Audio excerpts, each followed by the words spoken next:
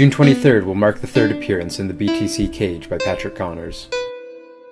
Connors has started his pro career with 3 impressive back-to-back finishes. At BTC 3, Patrick Connors encounters a familiar face from his amateur career, Fred Stonehouse. Their last encounter was competitive, but in the end, Stonehouse would leave the victor. In a few short weeks, Connors gets a shot at redemption in this long-awaited rematch. I've always enjoyed martial arts movies and superhero movies right from when I was a kid.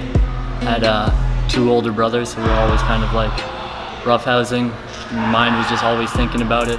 When I was 15, I started in jiu-jitsu, and then from there did Muay Thai, wrestled in high school, and then been doing a little bit of everything ever since.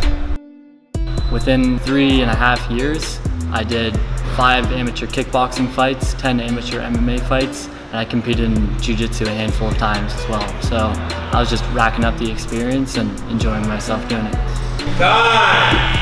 All right, guys, good drink, bring back in for a wall wrestling. I was my own manager, and I'd take a fight on 1 week's notice, so it was just a learning phase. It was amateur. I took it for what it was, and I was just hungry to compete. Pat Connors is relatively new to the team, but he made a big splash in his first fight with us. We hadn't cornered him yet or worked with him too much, but he'd been working with Lyndon in the striking system, and the very first fight we had with him, he had a crushing one-punch knockout of a tough opponent in New York. I'm just constantly evolving. This game is all about being on the learning curve, and I like to innovate in this game. I want to bring new techniques and see how far these tactics can bring me.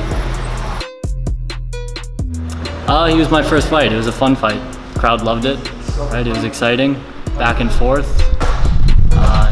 He won the fight, but it is what it is. I'm a different fighter now. I'm not thinking about him as this guy I've faced before. He's just what's next. Could have been anyone, but he's next. He presents some really interesting problems physically. He's a long guy. He's got long weapons. He's again another very tough human being, and he approaches this sport intellectually. I can see how much of a thinker he is. I can see how he's taking the information that we're giving it and giving him and actually assimilating it very quickly, which is why I think you see that kind of success in such a short period of time. Now, this next fight, BTC 3, that will be at the end of 8 months of training with us. He's had more time to work within our system, and I expect even more success from a guy like Pat, a smart, hardworking, tough guy. Yeah, I like guys who are exciting, who want to fight. Right, I'm not so much into the point fighting. I like fighting for damage. I always just want to be patient in there and experience the full 15 minutes. Even though all my wins have come by finish in the first or second round, so just be patient, pick my shots. Not much for predicting what's going to happen. I just want to have fun. I don't know my full potential. I'm excited to find out, just like everybody else.